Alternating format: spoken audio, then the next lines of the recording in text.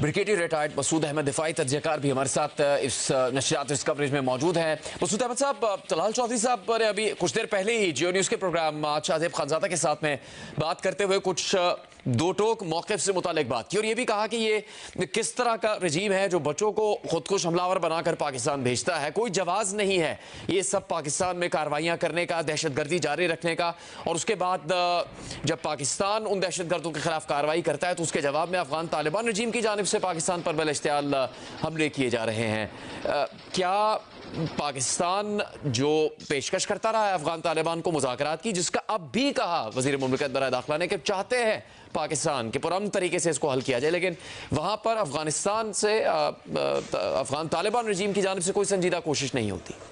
जी हाँ, बिल्कुल। देखें, पाकिस्तान ने जितनी एफर्ट सिंसियरिटी के साथ किया बायलैटरली, आपके देखें हमारे स्पेशल एनवाई जो एम्बेसडर सादिक थे, फिर आपके फॉरेन मिनिस्टर गए, आपके इंटीरियर मिनिस्टर गए हैं, और इसके अलावा फिर हमने जो बायलैटरली आप देखें चाइनीज इसमें दरमियान में इन्वॉल्व हुए, उन्होंने कोशिश की, फिर रीजनल कंट्रीज इसमें इन्वॉल्व हुए, मास्को फॉर्मेट को यूज किया गया, यूनाइटेड नेशन के प्लेटफॉर्म्स हमने कोशिश की कि अंडरस्टैंडिंग डेवलप कर सकें,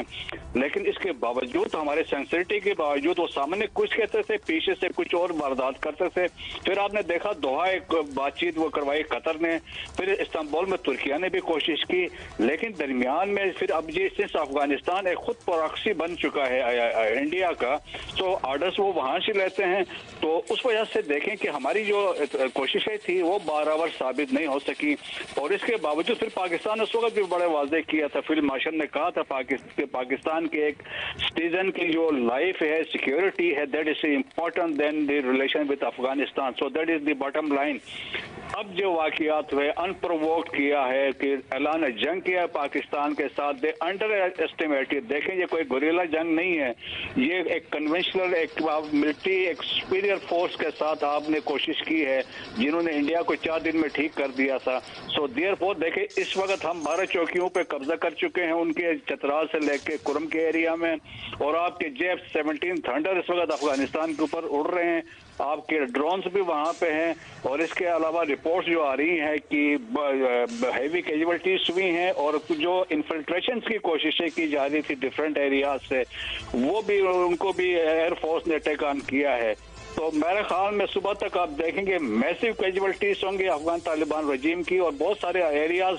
हमारे पास आ चुके होंगे। हमारे देखें अज़ाइम वो नहीं है कि हमने अफगानिस्तान को जाके कैप्चर करना है, लेकिन we want to teach them a lesson. उन्होंने काम स्टार्ट किया तो लेट्स उनको हमने जो है कि they must face the music now.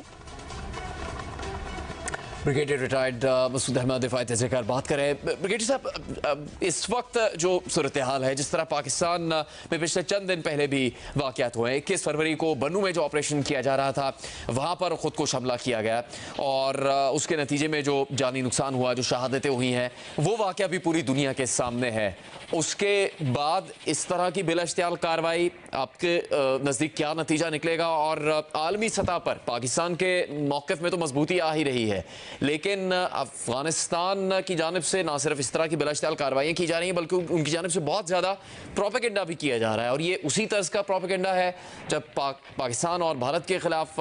एक जंग की सूरत हाल थी, और उस दौरान भारतीय डिजिटल मीडिया अकाउंट्स की जानिब से बहुत ज़्यादा झूठ फैलाया जा रहा था। जी हाँ, देखा ना, उनका मास्टर हैंडलर तो इंडिया ही है ना, तो इंडिया जो इनका सोशल मीडिया अकाउंट्स और चीजें तो हैंडल तो इंडिया ही कर रहा है। और जिस तरीके से इंडिया ने, जिस तरह आपने कहा बात की थी, अभी देखें जब पाकिस्तानी एयरफोर्स ने जब स्ट्राइक किया 26 पीछे, तो इनको ले जाते ना इंटरनेशनल मीडिया को, दिखाते कि यहाँ पे क्या पाकिस्तान एयरफोर्स ने किया, वहां तो उन्होंने पाबंदी लगाई थी। अब कल ये दिखाते हैं अफगानिस्तान तालिबान रजीम के लोग कि वो किस किस पाकिस्तानी पोस्ट पर पहुंचे हुए थे, कहाँ कहाँ पहुंचे हुए थे, तब तो मान लेंगे ना। लेकिन आप सुबह तक देखेंगे जो ये झूठ बोल रहे हैं, और बेसिकली देखें ना, बड़े कोइंसिडेंस कि मोदी साहब इस इन इजराइल, और वहाँ के उसके बाद से ये वाकयात हो रहे हैं, और वहाँ पे वो एक अलायंस की बात कर रहे हैं, और वो नेतन्याहू कह रहा है कि इसमें मुस्लिम ममालिक भी शामिल है, एक रेडिकल जो इस्लाम है उसके खिलाफ हम एक अलायंस बनाने जा रहे हैं। लास्ट ईयर आपने देखा मुत्तकी वाज इन इंडिया, यहाँ पे फिर दोबारा हमले शुरू हुए। सो आप वो लिंक जो आप जोड़ सकते हैं, जो ताने बाने हैं, जो ट्राइको अब बन चुका है, अफगानिस्तान, इंडिया एंड इजराइल, ये तीनों मिलकर पाकिस्तान को डिस्टेबलाइज करने की कोशिश कर रहे हैं। और इसमें हमें कोई दो राय, हमें कोई इसमें